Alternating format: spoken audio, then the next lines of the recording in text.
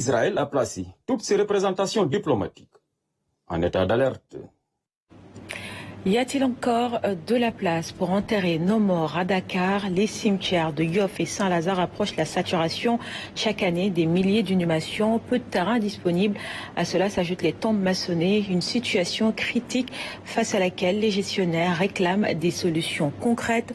Bakary Dambassi, dans le dossier du jour, fait le point sur une urgence silencieuse.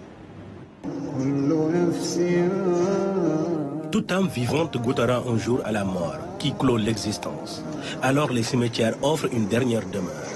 À première vue, on a l'impression que celui de Yoff est quasiment rempli. Pourtant, des espaces libres existent toujours.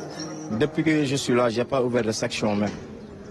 C'est-à-dire avoir une surface pour enterrer même. J'ai trouvé les sections comme ça. Moi, j'ai enterré même dans les sections même.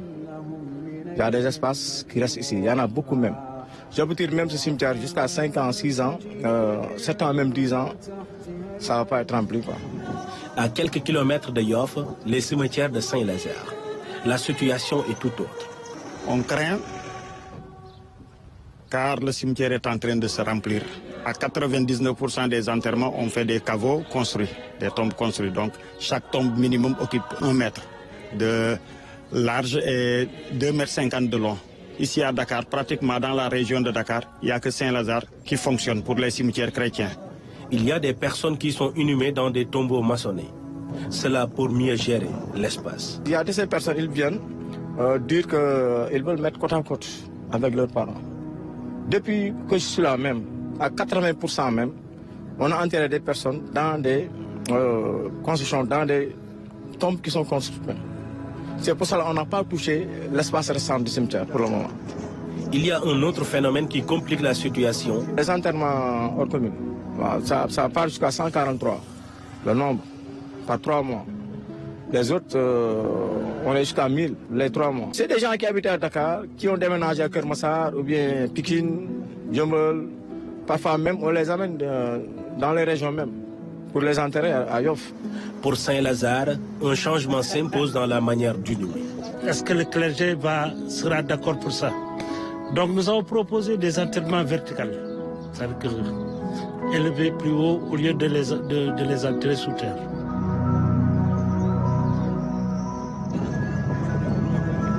Au niveau des services techniques de la ville de Dakar, le directeur envisage des solutions à court et long terme pour régler définitivement ce problème.